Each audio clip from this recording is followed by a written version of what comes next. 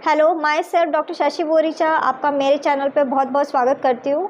आज मैं आपको एक कंडीशन एक्सप्लेन करूँगी जिसका नाम है प्री मैच्योर इजैक्यूलेशन। मैं आपको बताऊँगी कि ये क्या होता है, इसमें क्या क्या सिम्टम्स आते हैं, इसके कॉज क्या है और कुछ होम्योपैथिक मेडिसिन जो आप इस कंडीशन के लिए यूज़ कर सकते हैं। लेकिन उससे पहले आप प्लीज़ मेरे चैनल को सब्सक्राइब कर लीजिए और जो बेल आइकन है उसे प्रेस कर लीजिए ताकि आपको मेरे आने वाली वीडियोज़ का नोटिफिकेशन मिलता रहे।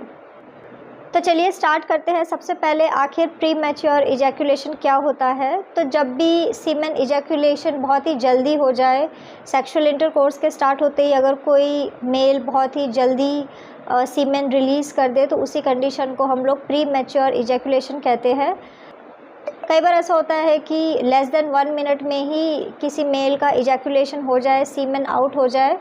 वैसे कोई स्पेसिफिक टाइम नहीं है कि कौन से कितने टाइम में कोई मेल को इजैक्यूलेट होना चाहिए।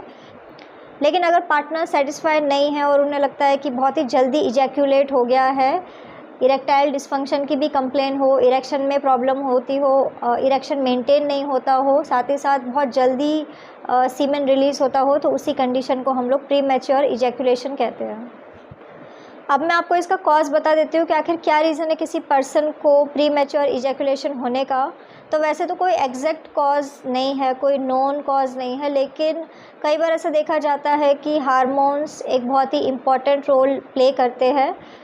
कई सारे केसेस में ऐसा देखा गया है कि अगर आपके ब्रेन में सेरोटोनिन का लेवल कम हो रहा है, कम सीक्रेट हो रहा है, तो ऐसी कंडीशन में प्री मैच्योर इजैक्यूलेशन हो सकता है।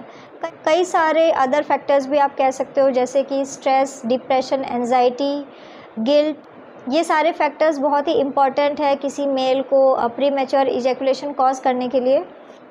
इसके अलावा अगर किसी मेल की लाइफ में रिलेशनशिप प्रॉब्लम चल रही है तो ऐसे लोगों में भी ये कंडीशन हो सकता है। अगर किसी पर्सन को बॉडी शेमिंग की कंप्लेन है, उन्हें ऐसा लगता है कि वो अपने बॉडी से सेटिस्फाई नहीं है, उनके बॉडी में कुछ ना कुछ कमी है, तो ऐसे लोगों में भी प्री मैच्योर इजैक्यूलेशन होने के चांसेस काफ़ी बढ़ जाते हैं। लैक ऑफ कॉन्फिडेंस एक इम्पॉर्टेंट कॉज है। इसके अलावा कुछ फिज़िकल फैक्टर भी है जो बहुत ही ज़्यादा इम्पॉर्टेंट है, जैसे कि अगर किसी मेल को पेल्विक फ्लोर डिसफंक्शन की कंप्लेन है तो उनमें भी प्री मैच्योर इजैक्यूलेशन देखा जाता है। कई बार ऐसा होता है कि अगर मेल की बॉडी में हार्मोन्स इरेगुलरली प्रेजेंट हो या फिर उनका लेवल है वो फ्लक्चुएट करता हो, हार्मोन की कमी हो, जैसे कि टेस्टोस्टेरॉन लेवल अगर मेल बॉडी में कम है, तो ऐसे लोगों में भी प्री मैच्योर इजैक्यूलेशन हो सकता है। इसके साथ ही साथ ऐसे लोगों में इरेक्टाइल डिस्फंक्शन की कंप्लेंट भी देखी जाती है। इसके अलावा अगर किसी मेल की बॉडी में इरेगुलर लेवल ऑफ न्यूरोट्रांसमीटर्स है तब भी उन्हें कंप्लेन हो सकती है। इसके अलावा अगर किसी मेल को इन्फ्लामेशन या फिर इन्फेक्शन हुआ है प्रोस्टेट ग्लैंड में या फिर यूरेथ्रा में, तो ऐसे लोगों को भी प्री मैच्योर इजैक्यूलेशन हो सकता है। अब मैं आपको कुछ सिम्टम बता देती हूँ जो प्री मैच्योर इजैक्यूलेशन में देखा जाता है। तो सबसे इम्पॉर्टेंट सिम्टम तो यही है कि अगर बहुत जल्दी सीमेन आउट हो जाए, इजैक्यूलेट हो जाए। इसके अलावा अगर किसी पर्सन को इरेक्शन मेंटेन करने में प्रॉब्लम हो, इरेक्शन ज़्यादा टाइम तक नहीं रहता हो और बहुत जल्दी सीमेन आउट होता हो। इसके अलावा ऐसा देखा जाता है कि कई बार मेल्स को इजैक्यूलेशन के टाइम में पेन भी हो सकता है।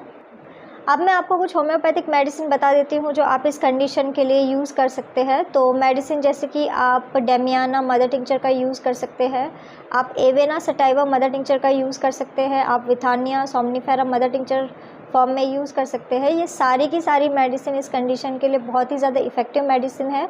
आप इन मदर टिंचर्स को 50 to 20 ड्रॉप हाफ कप पानी में डाल के दिन में 3 बार ले सकते हैं एम्प्टी स्टमक।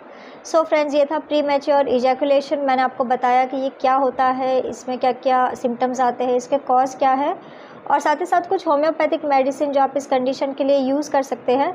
तो अगर आप किसी भी कंडीशन के लिए मुझसे कंसल्ट करना चाहते हैं तो आप मुझे मेरे व्हाट्सअप नंबर पे मैसेज कर सकते हैं, मैं आपको रिप्लाई करूँगी। तो अगर आपको मेरा ये वीडियो यूज़फुल और इन्फॉर्मेटिव लगा हो तो आप प्लीज़ इसको लाइक कर दीजिए और साथ ही साथ आप मेरे चैनल को सब्सक्राइब कर लीजिए और जो बेल आइकन है उसे प्रेस कर लीजिए ताकि आपको मेरे आने वाली वीडियोज़ का नोटिफिकेशन मिलता रहे। तो आज के लिए बस इतना ही। Thank you.